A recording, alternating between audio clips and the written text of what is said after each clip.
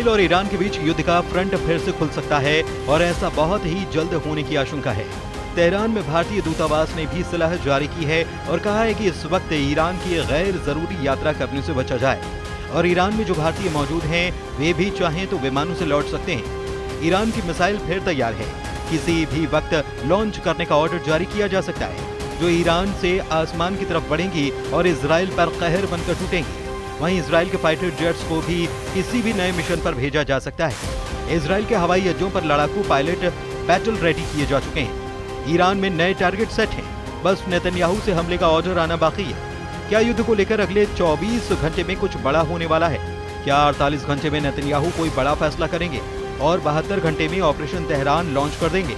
Iran और Israel के बीच अगले 100 घंटे बहुत अहम होने वाले हैं। ईरान पर हमला हुआ तो फिर दहलेगा तेल अवीव और हाइफा, या फिर ईरान पर पहले कर देगा इजराइल हमला। बारूद के ढेर पर बैठा पश्चिम एशिया युद्ध के दूसरे राउंड को लेकर डरा हुआ है, क्योंकि 1 महीने पहले ही दुनिया ने खुद को तीसरे विश्व युद्ध के करीब देखा है और ये खौफ अभी फिर से उबाल ले रहा है। ये दोनों तस्वीरें इस वक्त दुनिया में युद्ध का एक नया सायरन फिर से बजा रही हैं, क्योंकि तेहरान में भारतीय दूतावास ने एक बहुत जरूरी सलाह जारी कर दी है। ये सलाह एक बड़ी वार्निंग बनकर आई है।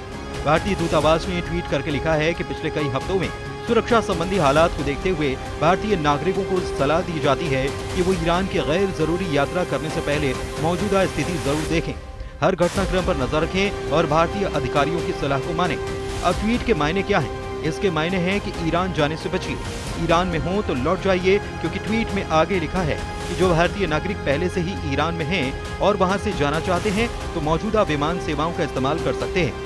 ईरान और इजराइल के बीच तनाव को देखा जाए तो भारतीय दूतावास की सलाह को अंग्रेजी में कहा जाए राइटिंग ऑन द वॉल, यानी कि बहुत बुरा होने का अंदेशा है, कुछ ऐसा जिससे बचना चाहिए। ईरान के सर्वोच्च नेता अली खामनेई का कहना है कि ईरान दुश्मन के सामने कभी कमजोर नहीं रहा, क्योंकि हमारे पास हर जरिया और तर्क है, हमारे पास ताकत है, कूटनीति और फौज में भी। जब हम दुश्मन के घर पर हमला करेंगे तो पूरी ताकत से करेंगे। ये एक सच है कि ये देश और यहाँ की सेना को यकीन है कि हम अमेरिका और उसकी पालतू ज़ॉइस्ट हुकूमत का मुकाबला कर सकते हैं। ये ईरान की बहुत बड़ी खासियत है। अब सवाल है कि ईरान में ऐसा क्या होने जा रहा है जिससे न सिर्फ भारत को बल्कि दुनिया को अलर्ट रहना चाहिए। पिछले 1 महीने के दौरान पूरी दुनिया ने अमेरिका के B-2 बॉम्बर का सबसे खतरनाक मिशन देखा, दुनिया का सबसे खतरनाक बम गिरते देखा, ईरान के परमाणु कार्यक्रम को मिटते हुए देखा। इससे पहले ईरान में फौजी कमांडरों का जनाजा देखा है, ईरान की मिलिट्री लीडरशिप को एक ही दिन में खत्म होते देखा है। लेकिन इस हमले के बाद ईरान का गुस्सा भी देखा है। खामनेई का गुस्सा मिसाइल बनकर इजराइल पर टूटा, इसलिए दुनिया ने इजराइल के शहरों पर ईरान की मिसाइलों को गिरते देखा, तेल अवीव और हाइफा को जलते हुए देखा, इजराइल के मिसाइल डिफेंस को फेल होते हुए भी देखा। ईरान एक तरफ और दूसरी तरफ ट्रंप और नेतन्याहू की जोड़ी जो मिलकर ईरान पर टूट पड़ी, लेकिन 12 दिन चले युद्ध के बाद दोनों तरफ से सीज फायर कर दिया गया। इजराइल के पीएम बेंयामिन नेतन्याहू का दावा है कि राष्ट्रपति ट्रंप और मैं हमेशा शक्ति के साथ शांति की बात करते हैं, पहले शक्ति आती है और फिर शांति आती है। हमें उम्मीद है कि हम बहुत जल्द ही इसे हासिल करेंगे। अभी ईरान में क्या मूड है और भारतीय दूतावास ने ईरान के रुख को लेकर क्या समझा है, इसे और बेहतर तरीके से ईरान के रक्षा मंत्री के जरिए समझा जा सकता है। ईरान के रक्षा मंत्री ब्रिगेडियर जनरल अजीज नासिर जादेह ने कहा है कि मौजूदा सीज फायर कब तक टिकेगा नहीं पता। ईरान को इजराइल पर जरा भी भरोसा नहीं है और ईरान किसी भी हमले के लिए तैयार है। तुर्की और मलेशिया के रक्षा मंत्रियों से फोन पर बातचीत में नासिर जादेह ने कहा कि ईरान युद्ध नहीं चाहता, लेकिन उसकी तैयारी पूरी है। ईरान और इजराइल एक दूसरे को अपना सबसे बड़ा दुश्मन मानते हैं, दोनों ही एक दूसरे पर यकीन नहीं करते और 13 जून को हुए हमले के बाद ईरान के पास तो इसकी वजह भी है कि वो इजराइल की तरफ से किसी भी बात का भरोसा न करे। इस युद्ध को शुरू करने से पहले नेतन्याहू ने अपने 3 लक्ष्य फाइनल किए थे और इन्हीं लक्ष्यों को लेकर उनके कमांडर्स ने पूरे युद्ध का प्लान तैयार किया था। हर हमले, हर स्ट्राइक मिशन और इजराइल के हर बम पर नेतन्याहू के यही लक्ष्य निर्धारित किए गए थे। पहला मकसद ईरान के परमाणु कार्यक्रम को जड़ से उखाड़ देना, उसे पूरी तरह से खत्म कर देना। क्या ऐसा हुआ? 400 किलो संवर्धित यूरेनियम को लेकर अब भी सवाल खड़े हो रहे हैं, इसलिए ये मकसद नाकाम हो गया। इजराइल का दूसरा मकसद ईरान के मिसाइल जखीरे को मिटा देना, लेकिन ईरान के कमांडर्स दावा कर रहे हैं कि उनके पास इतनी मिसाइलें हैं कि ईरान 2 साल तक लगातार युद्ध लड़ सकता है, इसलिए ये मकसद भी फेल हो गया। इजराइल का तीसरा मकसद ईरान में बगावत करवाकर तख्ता पलट करना, लेकिन अली खामनेई अब भी ईरान के सर्वोच्च नेता हैं और ईरान की मिलिट्री लीडरशिप भी कायम है, यानी इजराइल के तीनों मकसद नाकाम साबित हुए। यही वजह है कि नेतन्याहू और उनका वॉर कैबिनेट कुछ बड़ा करना चाहता है। इसका दावा ईरान की तरफ से बार बार किया जा रहा है और यही दावा है जिसे लेकर ईरान पर इजराइल के हमले का खतरा मंडरा रहा है। लेकिन 12 दिन के युद्ध के दौरान इजराइल पर ईरान की जितनी मिसाइल गिरी, ऐसे हर धमाके ने इजराइल के मिसाइल डिफेंस सिस्टम का पुर्जा ढीला कर दिया।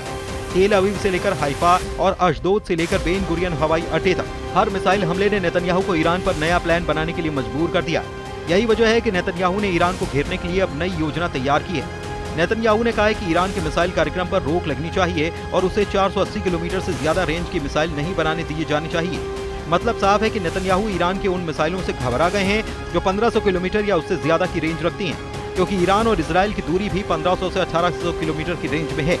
यही वजह है कि नेतन्याहू चाहते हैं कि ईरान के पास 480 किलोमीटर की रेंज वाली मिसाइल हों ताकि वो इजराइल तक ना पहुंच पाए। 13 जून 2025 को जब ईरान पर हमला हुआ तब उसकी खुफिया एजेंसियों से लेकर इजराइल को रोकने वाले हर प्लान की पोल खुल गई थी। इजराइल के फाइटर जेट्स को रोकने वाली कोई ताकत ईरान में मौजूद नहीं थी। ईरान का आसमान इजराइल की वायुसेना के लिए खुला मैदान साबित हुआ और यही वजह है कि नेतन्याहू ने जो टारगेट एयरफोर्स को दिए थे उस हर ठिकाने पर बमबारी की गई और नुकसान भी जबरदस्त पहुंचाया गया, क्योंकि 13 जून के बाद हमले में मिलिट्री कमांडर और वैज्ञानिकों के अलावा 1000 से ज्यादा लोगों की मौत हुई। लेकिन 12 दिन के युद्ध में दोनों तरफ से एक दूसरे पर हमले हुए। हमले दिन रात हो रहे थे। एक तरफ से फाइटर जेट तो दूसरी तरफ से बैलिस्टिक मिसाइल दागी गई। एक तरफ नेतन्याहू ने कमान संभाली जिसमें अमेरिका से भी पूरी मदद थी, तो दूसरी तरफ ईरान के सर्वोच्च नेता अली खामनेई ने मोर्चा संभाला और तमाम मिलिट्री लीडरशिप खत्म होने के बाद फौरन सेना की कमान नए कमांडर्स के हाथों में थाम दी। और फिर 12 दिनों तक ईरान ने बता दिया कि इजराइल की शुरुआती स्ट्राइक के बाद उसकी मिसाइल पावर बरकरार है। तेल अवीव से लेकर हाइफा तक दुनिया ने ईरान के मिसाइल हमलों को देखा है, जमीन पर तबाही देखी है, बड़ी बड़ी इमारतों को खत्म होते देखा है और ये तस्वीरें नेतन्याहू की कमांड सेंटर से लेकर व्हाइट हाउस में भी देखी गई। इसलिए ट्रंप ने भी कहा है कि ईरान और इजराइल दोनों को इस युद्ध में नुकसान हुआ है और इजराइल ने भी बड़ी चोट खाई है। नेतन्याहू ने अब ईरान के लिए 480 किलोमीटर रेंज वाली मिसाइलों की शर्त रखी है। नेतन्याहू की डिमांड यह है कि ईरान की मिसाइल 480 किलोमीटर से आगे न बढ़ पाए। इसे लेकर इजराइल को बैकफुट पर देखा जा रहा है और इसीलिए ईरान के विदेश मंत्री ने कहा कि इजराइल इस युद्ध में नाकाम साबित हुआ है। अराक्ची का मैसेज साफ है कि इजराइल 12 दिन के युद्ध में पूरी तरह से नाकाम हो गया और नेतन्याहू ने ईरान को हराने का जो प्लान बनाया था उसमें खुद इजराइल को बचाते हुए नजर आए। इसलिए नेतन्याहू को लग रहा है कि ईरान को लेकर उनका मकसद पूरा नहीं हुआ और ईरान को भी ये डर है कि एक बार फिर से इजराइल किसी भी वक्त हमला कर सकता है, जिस तरह उसने 13 जून को हमला करके तेहरान को दहला दिया था।